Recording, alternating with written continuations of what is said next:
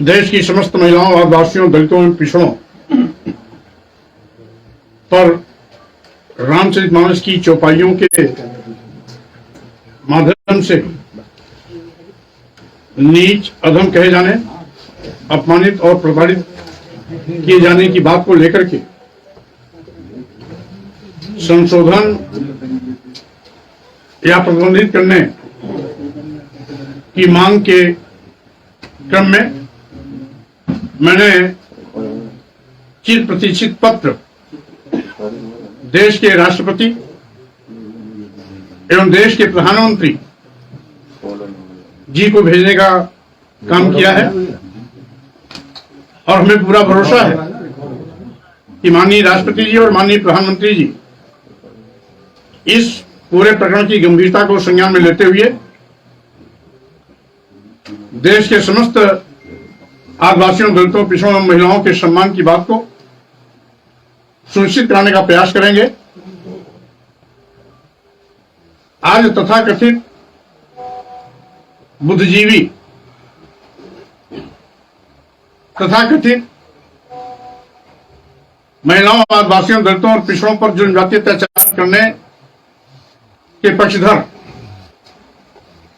मेरी मांग को तोड़ मरोड़ करके प्रस्तुत करने का प्रयास करते हैं। हमने तो रामचरितमानस की चौपाइयों के उन आपत्तिजनक अंश को हटाने की बात किया, लेकिन मैंने देखा बहुत से तथाकथित बुद्धिजीवी और इन पर गाली गलौज, अपमानित करने का अपना जन्मसिद्ध अधिकार समझने वाले लोग इसको आराध्य श्री राम से जोड़ते हैं, धर्म से जोड़ते हैं, रामचरितमानस से जोड़ते हैं, जबकि इस पर मैंने न कभी टिप्पणी किया और न इस पर टिप्पणी करने का प्रबंधन हूं। मैं तो मात्र कुछ चौपाइयों के अंश, जिससे 97% आबादी वाले आदिवासी, दलित, पिछड़े एवं महिलाएं प्रभावित होती हैं, उनकी भावनाएं आहत होती हैं, धर्म के आड़ पर उनको अपमानित होना पड़ता है, हर सामाजिक और धार्मिक अवसरों पर उन्हें नीच होने की त्रासदी झेलनी पड़ती है। इसकी पूरी व्याख्या करते हुए मैंने माननीय प्रधानमंत्री जी और माननीय राष्ट्रपति जी को पत्र भेजा है। यहां तक कि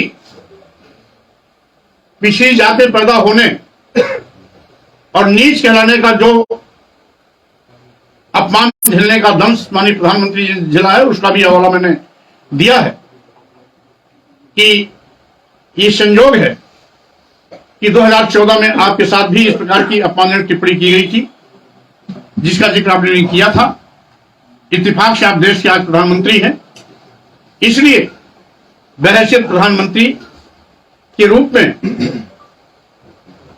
आप इस समस्या का हल हमेशा हमेशा के लिए करने का कष्ट करें, जिससे कि भविष्य में इस प्रकार के विवाद और बहस होने की नौबत न आए।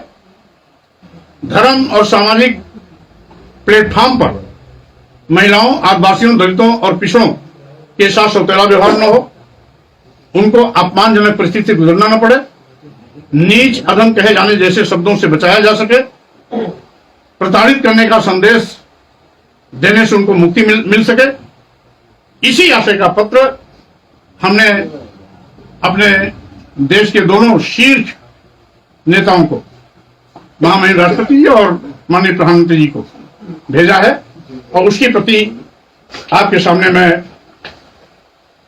प्रस्तुत कर रहा हूं, जिसकी प्रति इसकी प्रति आप सभी को भी उपलब्ध हो जाएगी और उसमें जो भी विस्तार से प्रस्तुत किया गया है उसका आप स्वयं अवलोकन भी करेंगे और अपने तौर तरीके से उसको देश और दुनिया के सामने अपने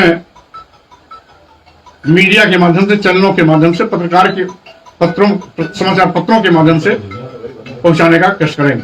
बहुत बहुत धन्यवाद। स्वामी प्रसाद जी, आप लगातार सवाल उठा रहे हैं। आपकी पार्टी की विधायिका है पल्लवी पटेल, उन्होंने कहा है कि जिसकी आस्था ना हो वो धार्मिक पुस्तकें ना पढ़े, लेकिन किसी भी धार्मिक पुस्तक पर टिप्पणी नहीं होनी चाहिए। क्योंकि इस प्रश्न का मैं जवाब पहले दे चुका हूं, इसलिए रोज रोज एक ही प्रश्न का जवाब देना आज भी उन्होंने कहा है। सवाल है सर। अब वो गठबंधन पार्टी की हमारी नेता हैं, मैं उनका सम्मान करता हूं और हमारी छोटी बहन भी है, इसलिए उनके शूद्र होने का दर्द मैंने समझा है। वो उन्होंने अपनी इस बात को स्वीकार किया कि हम भी शूद्र हैं, अपने आप सारे उत्तर इसमें समाहित हैं।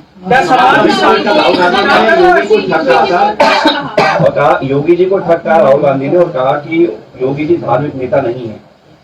अब अच्छी बात तो यह है कि राहुल गांधी जी कांग्रेस के नेता और समाजवादी पार्टी के नेता नहीं, तो इसका स्पष्टीकरण भी हमारे ख्याल में ज्यादा अच्छा होगा कि राहुल गांधी जी से या कांग्रेस के किसी नेता से लेंगे तो इसका सही उत्तर आपको मिलेगा। संध्या जी, अभी आपने अपने बयान में आराध्य श्री राम शब्द का इस्तेमाल किया, अभी अपने बयान में आपने आराध्य श्री राम शब्द का इस्तेमाल किया, तो क्या श्री राम आपके आराध्य है या नहीं? देश के बहुतों के आराध्य हैं। और एक चीज मैंने बहुत पहले कहा था, आप शायद उसको भूल रहे हैं,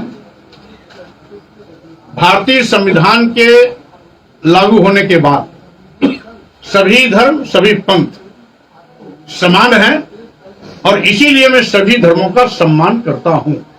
सर ये बताइए, लखनऊ का नाम बदलकर लखनपुरी करने की मांग उठी है, भाजपा के सांसद ने मांग उठाई है, किस तरह से आप आज भाजपा सरकार अपनी असफलता पर पर्दा डालने के लिए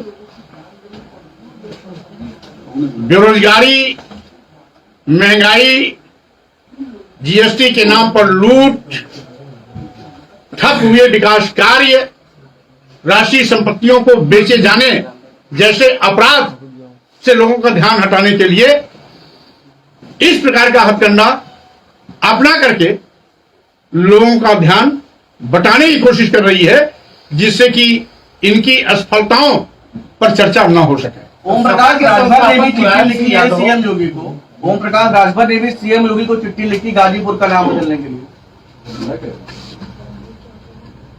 अब वो क्या सोच करके लिखे हैं, इसका उत्तर राजभर जी से ही लीजिए, ज्यादा अच्छा रहेगा। ओम प्रकाश जी ने कहा कि आप यादव की बहू है अपर्णा यादव, उन्होंने कहा समाजवादी पार्टी के संस्थापक मुलायम सिंह यादव की जो है बहू है अपर्णा यादव, उन्होंने कहा कि स्वामी प्रसाद मौर्य को भगवान सद्बुद्धि दे। अब भाजपा के नेता हैं तो और कही क्या सकती है स्वामी प्रसाद मौर्य के विषय में। आपके खिलाफ देश के तमाम राज्यों में एफआईआर हो रही है, कानपुर में भी हुई, मध्य प्रदेश हिमाचल में भी हुई, आपको कोई नोटिस आया है इस तरह का क्या कहेंगे? देखिए, पहली बात तो हमें कोई नोटिस नहीं आई। दूसरी चीज, सरकार भाजपा की है, 1 2 3 नहीं 1000 मुकदमे लिखा सकती है, लेकिन हमें न्यायपालिका पर पूरा भरोसा है।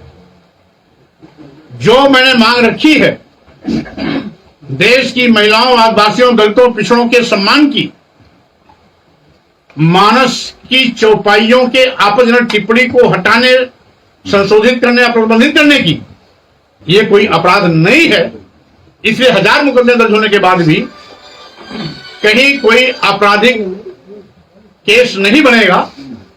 न्यायपालिका से हमें पूरा न्याय मिलेगा, क्योंकि न्यायपालिका में हमारा विश्वास है। स्वामी जी, आपकी बेटी है संघमित्रा मौर्य, वो कह रही है 2024 में वो दोबारा भाजपा की ही प्रत्याशी होंगी। अब ये तो मुझसे उन्होंने नहीं कहा, अगर आपसे कहा तो आप इस प्रश्न का उत्तर आप उन्हीं से मिलकर लीजिएगा। वो फिर राजभर जी ने कहा जब आप सत्ता में होते हैं, अखिलेश यादव को लेकर भी कहा है, तो वो शूद्र नहीं लिखते हैं, जब सत्ता के बाहर होते हैं तो कहते हैं कि मैं शूद्र हूँ, और आप तो करोड़पति नेता है तो शूद्र कैसे हो गए, ऐसा ओम प्रकाश राजभर ने कहा। अब मेरा 40 साल का इतिहास है। ओम प्रकाश राजभर जी अभी 2 दिन से राजनीति में आए और इसलिए वो मेरी हैसियत को जानते हैं। मैं 1200 वर्ग फीट के एलडीए के घर में रहता हूं, और अगर 1200 वर्ग फीट में इतना मालो माल होता, 6 बार मंत्री होने और 3 बार नेता विरोधी दल होने के बावजूद भी मैं 1200 वर्ग फीट के मकान में नहीं रहता। ठीक है सर, थैंक यू। बने रहिए हमारे साथ, हम हैं उपसंहार न्यूज।